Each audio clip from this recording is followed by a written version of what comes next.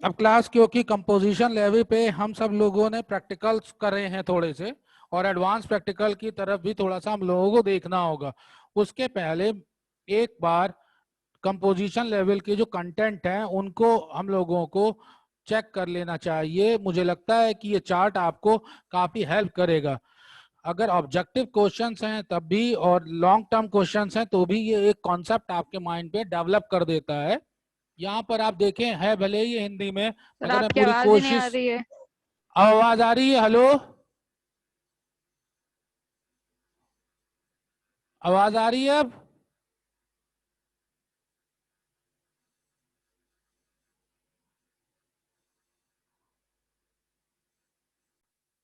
तो यहाँ पर सबसे पहले हम लोगों को कंडीशंस को थोड़ा सा देख लेना। ये शर्त का मतलब है कंडीशन, इंग्लिश में अवेलेबल नहीं था चार्ट, तो ये हिंदी का चार्ट को मैं आपको कन्वर्ट करके बता दे रहा हूँ। यहाँ पे हम शर्त की बात कर रहे हैं, ये कंडीशंस है। और इधर की तरफ आप देखेंगे तो ये रिस्ट्रिक्शंस हैं। इससे थोड़ा सा रिवीजन आपका हो जाता है। कंडीशन कंपोजिशन लेवी के लिए नंबर वन थिंग ये ध्यान देना है, और इसके साथ में स्मॉल जो बिजनेसमैन है उनके लिए नंबर वन कह रहा है, पिछले वित्त वर्ष में सकल आवत्र, इन सब का मतलब मैं आपको बता देता हूं। पिछला वित्त वर्ष का मतलब है प्रीवियस ईयर, उसमें जो फाइनेंशियल ईयर था, पिछला जो हमारे पास ईयर था, उसके अंदर में जो फाइनेंशियल ईयर है उसकी बात हो रही है। और फाइनेंशियल ईयर आप सब लोग जानते हैं 1 अप्रैल से स्टार्ट होकर के 31 मार्च में खत्म होता है। उस केस में जो ग्रॉस टर्नओवर है, इसको इसीलिए इंग्लिश में लिख रहा हूं, जो ग्रॉस टर्नओवर है उसकी बात हो रही है। ग्रॉस टर्नओवर का मतलब रहता है कि आपने जो सेल किया है, सप्लाई करी है, वो 1.5 करोड़ से ज्यादा ना हो। तो यहां पर 1.5 करोड़, आपको 1.5 करोड़ जो है वो याद रखना होगा। तो एक पॉइंट समझ में आ गया कि गुड्स इसमें इन्वॉल्व हैं। गुड्स के लिए अगर आप डीलिंग कर रहे हैं तो 1.5 करोड़, 1.5 करोड़ की लिमिट के अंदर रहेंगे तो कंपोजिशन लेवी मिल सकता है। सर आपने सिर्फ गुड्स बोला है, सर्विसेज नहीं बोला। हाँ बेटा, जानबूझकर नहीं बोला, इसीलिए सेकंड वाले पॉइंट पर आ रहे हैं। जो स्मॉल सर्विस करने वाले लोग हैं, देखिए सेवा हिंदी में सर्विस की बात है, उनके लिए यही टर्नओवर जो है वो बेटा हो जाएगा 50 लाख का। तो अब आपके पास दो लिमिट हो गई। सर्विस की जब बात हो रही है तो 50 लाख आपके दिमाग में बैठ गया। गुड्स के रिलेशन बात हो रही है तो 1.5 करोड़, 1.5 करोड़ रुपीस आपके पास बैठ गए। ये एक लिमिट है जितना हमें ध्यान देना चाहिए। देन अब मैं यहां पर आता हूं, पूर्ति के प्राप्तकर्ता से कर संग्रहणी। सर इसका क्या मतलब है? कल हम लोगों ने किया था एक परचेजर और एक सप्लायर, याद आ रही बात? कि जब जो सप्लाई कर रहा है तब नहीं ले रहे थे, मगर जब उसने परचेज कर लिया तो उस कंडीशन में कलेक्ट वैल्यू कर ली गई थी। ये इसका बेसिक टर्म है। आगे बात करते हैं। इनपुट टैक्स क्रेडिट, ये आपको पता है कि इनपुट टैक्स क्रेडिट इनको नहीं मिलता। अनदर थिंग, पैन होल्डर्स के पास ऑप्शन रहता है। एंड लास्ट वन, एक ही पर्सन के द्वारा सभी प्रकार की सप्लाई जो है वो इफेक्टिव होती है, तो उन्हें ये ऑप्शन नहीं मिलेगा कि आधे में कंपोजिशन लेवी ले लिया और आधे में टैक्सेबल ले लिया। कल इसका ऊपर हम लोगों ने प्रैक्टिकल भी करके देखा था। आफ्टर देन, अमान्य पूर्तियां, जो वर्ड हिंदी वालों के लिए तो वरदान है, इंग्लिश वाले थोड़ा समझे। इसका मतलब है कि सप्लाई जो है वो अलाउ नहीं है। तो जो सप्लाई बेटा अलाउ नहीं है, तो ऐसी कंडीशन में कंपोजिशन लेवल तो आएगा ही नहीं। इसके लिए सबसे पहले पॉइंट, कौन सी सप्लाई जीएसटी रूल के, जो जीएसटी एक्ट है उसके अंदर जो है गैर कर योग्य, इसका मतलब है जिनके ऊपर टैक्स नहीं लग रहा, नॉन टैक्सेबल, ये है नॉन टैक्सेबल। तो अगर नॉन टैक्सेबल कंटेंट में आप डील कर रहे हैं तो आपका कंपोजिशन लेवी में रजिस्ट्रेशन नहीं होगा। दूसरा, जो गुड्स है उसको आप सप्लाई करते हैं बाहर के लिए, तो ये तो कल कर ही लिया था कि हम सप्लाई के केस में इसकी एंट्री नहीं करते, परचेजर के लिए करते हैं। देन कल प्रैक्टिकल में करके देखा था ई कॉमर्स। तो अगर आप ई कॉमर्स ऑपरेटर हैं और उसके बिहाफ पर बिजनेस में गुड्स डील करते हैं तो आपको कंपोजिशन लेवी नहीं मिलेगा। यही हिंदी में लिखा है, ई कॉमर्स ऑपरेटर के माध्यम से माल का पूर्ति करता। थोड़ा समझाते हैं इसको, देखिए क्या कह रहा है ये। इस पॉइंट की हम बात कर रहे हैं ई कॉमर्स के लिए। हम लोग लखनऊ में हैं और लखनऊ में आपकी एक ये बिजनेस यूनिट है, मान लीजिए यहाँ पर ये आपका बिजनेस है, ऑफिस है, और इस यूनिट में आप क्या सप्लाई करते हो, मान लो आप मोबाइल जो है वो सप्लाई करते हो। मोबाइल आपका काम है सप्लाई करना। कल जो है लखनऊ में लॉकडाउन खुला है और मोबाइल बहुत ज़्यादा सेल हुए हैं, इसलिए मैंने एग्जाम्पल मोबाइल ले ही लिया। और ये आप हैं, ये आपका बिजनेस है। ये एक मिस्टर एक्स हैं। मिस्टर एक्स अपने घर पे रहते हैं और लॉकडाउन के समय में इनको मोबाइल की रिक्वायरमेंट थी। अब इस बंदे को लॉकडाउन के टाइम पर मोबाइल की रिक्वायरमेंट हुई, तो ये किस तरीके से मोबाइल जो है वो परचेस करेगा, आपकी शॉप तक तो आ नहीं सकता। तो इसने क्या किया, यार ये बीच में जो बच्चे एडमिट हो रहे हैं बहुत दिक्कत हो रही है मुझको। अब इसने क्या किया, आपकी मोबाइल तक तो आ नहीं पा रहा, मोबाइल शॉप तक का, एक इंटरनेट पर गया और वहां पर जल्दी से बताओ,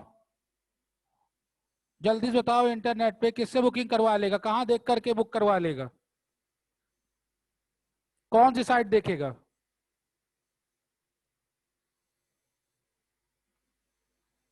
अरे कोई इंटरनेट के थ्रू जिंदगी में तुम लोगों ने कोई गुड्स मंगवाए हैं? सर सर अमेजोन, अमेज़न है, चलो एक फ्लिपकार्ट है, अमेजोन आया, स्नैपडील है। अमेजोन आ गया, अमेजोन, एक अमेजोन आ गया। चलो अमेजोन की बात कर लेते हैं, ये AMZ लिख दे रहे हैं अमेजोन। तो ये अपना इंटरनेट पर गया और इंटरनेट पे जा करके अमेजोन पे इसने मोबाइल पे बेटा ऑर्डर दिया। मोबाइल के लिए इसने अमेजोन को चूज किया और अमेजोन पे इसने ऑर्डर दे दिया। अमेजोन कौन है, अमेजोन कौन है सर, अमेजोन कौन है इस समय, अमेजोन ही इस समय ई कॉमर्स ऑपरेटर है, क्योंकि यही इस बिजनेस को यहाँ से ऑपरेट कर रहा है। अमेजोन क्या कर रहा है, अमेजोन एक प्लेटफॉर्म दे रहा है। इस प्लेटफॉर्म पर आइए और आकर के यहाँ से अपने गुड्स को सेल करिए।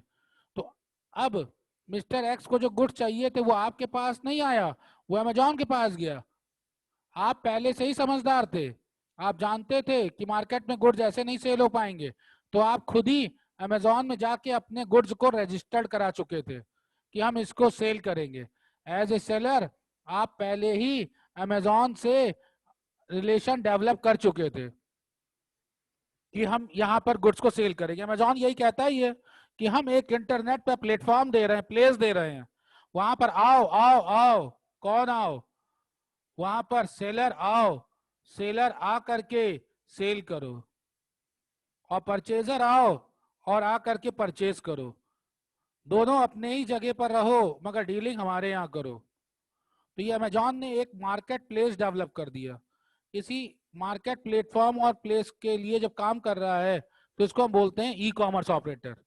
ये हिंदी में लिखा है ई कॉमर्स ऑपरेटर, तो यहाँ पर अमेजोन ई कॉमर्स ऑपरेटर हो गया। सर अमेजोन को इससे क्या फायदा होगा, एक्स ने तो आके परचेज किया, एक्स आया आकर के परचेज कर लिया। अमेजोन को सर चार्जेस जो होते हैं वो मिलते हैं, जैसे कि मतलब जो जितना प्रोडक्ट है उस पे मतलब शायद 135 ऐसे करके कुछ चार्जेस लगता है, तो वो उसका प्रॉफिट हो जाता है। कमीशन लेता है, कमीशन मिलता है। जी जी हाँ सर। ठीक है, तो इसको इसके ऊपर जो है जी। डीलिंग होगी, कमीशन इसको ले लेंगे। सर कमीशन कैसे लेंगे, अब अगर डायरेक्टली मिस्टर एक्स आपके पास आते तो आप इसको सेल करते 18,000 में। ये एक बात है, जब मिस्टर एक्स आपके पास आते बीच में कोई और फाउंडेशन नहीं होती। मगर अब बीच में अमेजॉन आ गया है, हमें अमेजॉन का कमीशन भी ध्यान देना है। इसने कहा कि हम 10% कमीशन पे काम करेंगे। कितने परसेंट पे? 10% में। आपको जो भी सेल करना है आप सेल करिए, हम आपसे 10% कमीशन ले लेंगे। तो अब हम लोगों को 18,000 रुपए तो चाहिए ही चाहिए ना, अगर एक्स हमारे पास डायरेक्ट आता। मगर अब अमेजॉन बीच में आ गया, तो यहां पर अब हम अपनी सेलिंग प्राइस ले जाके 20,000 रुपए कर देंगे। कितनी सेलिंग प्राइस कर देंगे बेटा? 20,000।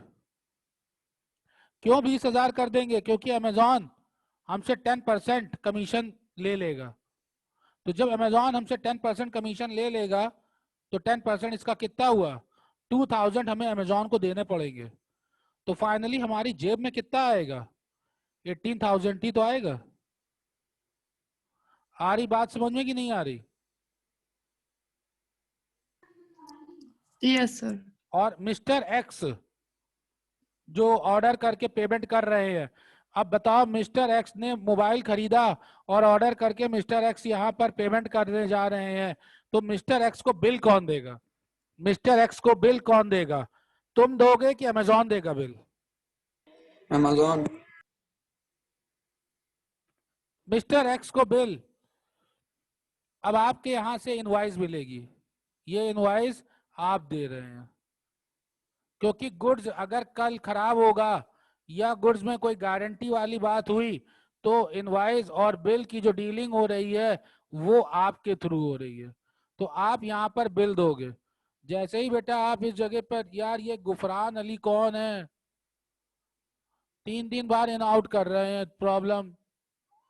देन अब यहाँ पर जो है, जैसे ही आप बिजनेस पे 18,000 का बिल दोगे, नहीं नहीं सर 18,000 का हम बिल नहीं देंगे। क्यों नहीं बिल देंगे 18,000 का? हमें तो 20,000 का धरना है, 2,000 अमेजॉन को देना है। तो अच्छा 20,000। तो आप यहाँ पर बेटा जो बिल बनाओगे वो कितने रुपए का बिल बना करके दोगे मिस्टर एक्स को? 20,000 का। नहीं, इसके ऊपर 12% चार्ज भी तो करोगे। क्या चार्ज करोगे? जल्दी बताओ, जल्दी बताओ, क्या चार्ज करोगे?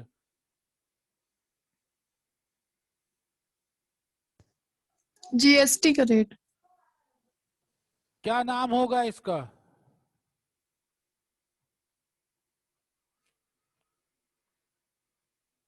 जीएसटी में इसमें आप क्या चार्ज करोगे? सीजीएसटी और एसजीएसटी 6% क्योंकि दोनों लखनऊ में हो। हाँ या नहीं? Yes sir. तो अब ऐसी कंडीशन में आप इसके ऊपर जब 12% चार्ज करोगे तो 2,400 रुपए हो जाएगा, 2,400। ये वैल्यू कितनी हो जाएगी? 2,400, 2,400। सर इसका मतलब है अब एक्स को जो देना पड़ेगा पेमेंट, वो 22,400 का देना पड़ेगा। जल्दी बताइए। Yes sir. अब 22,400 का जो ये पेमेंट देगा, जो पेमेंट देगा, वो पेमेंट किसको देगा? अमेजॉन को देगा कि आपको देगा पेमेंट? सर सेलर को। आप सेलर हैं तो मतलब आपको देगा पेमेंट? Yes sir. बिल्कुल गलत। इसीलिए मैंने यहाँ पर इस पॉइंट को रखा कि आपको बातें समझ में आ जाएं।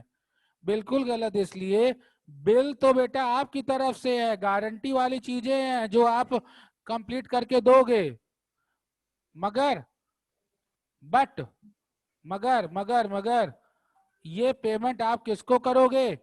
अमेजॉन को करोगे, क्योंकि बुकिंग आपने इसी पर ही कराई थी और आइटम आपको यहां से मिला है, और ये बिल वाया अमेजॉन करके 22,400 को आपको देगा, और आप उस बिल को संभाल करके रखोगे। आगे कोई बात होगी तो मतलब जो परचेजर है वो बिजनेसमैन के पास जाके गुड्स को ले सकता है। तो एक बात तो ये क्लियर हो गई कि ई कॉमर्स ऑपरेटर कौन है। जल्दी बताओ ई कॉमर्स ऑपरेटर कौन है? Amazon. अमेजोन है, ठीक है। दूसरी बात, बिल का पेमेंट परचेज करने वाला किसको करेगा? Amazon को। अमेजोन को करेगा। तीसरी बात, अमेजोन के पास तो गुड्स है नहीं, मोबाइल तो अमेजोन के पास है नहीं, ये अमेजोन डिलीवरी किससे लेकर के देगा? सेलर से, करेक्ट? तो बेटा अब यहां पर देखिए, जो सेलर है इस जगह, जो ये सेलर है मैं इसकी बात कर रहा हूं, अब यहां पर देखिए इस सेलर को कहीं कुछ भी मिला अभी तक का? इस सेलर को कहीं कुछ भी मिला बेटा अभी तक?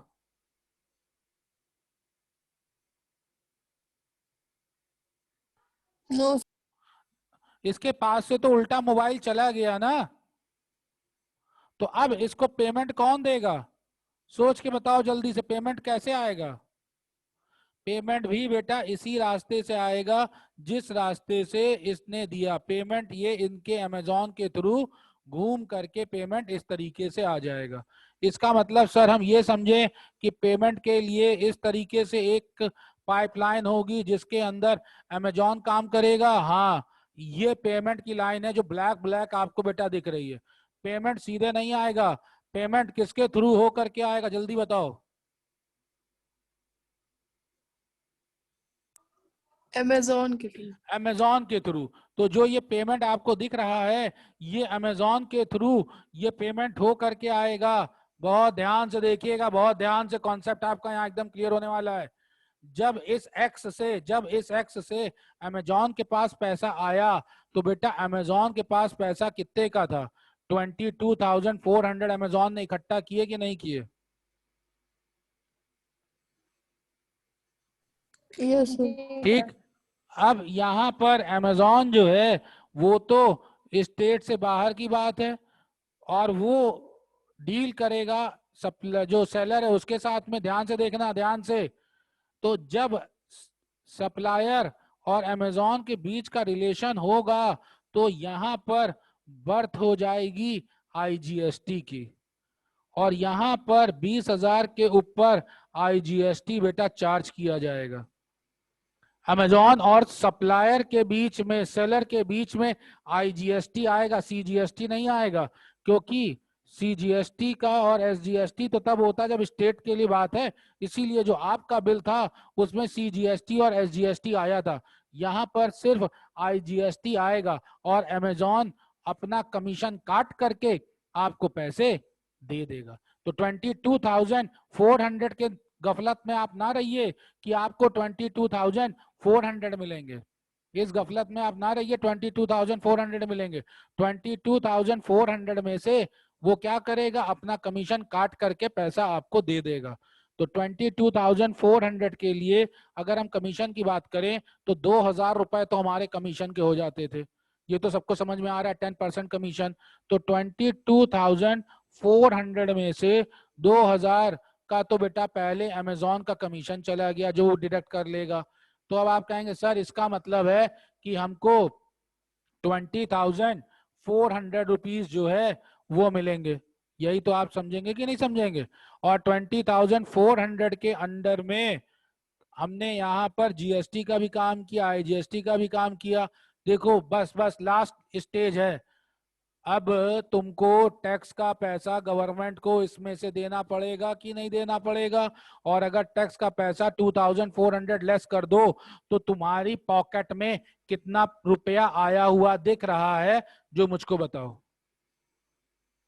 तुमको दिख रहा है कितना रुपया मैंने लिखा है तुम्हारी पॉकेट में आता हुआ? 18,000। 18,000। और यही बेटा यहाँ स्टार्टिंग में भी 18,000 था। अगर ये पूरी कहानी ना हुई होती, अगर ये पूरी कहानी नहीं होती, तो 18,000 में डीलिंग खत्म हो जाती कि नहीं हो जाती? Yes sir. भी वही 18,000 में बात आई।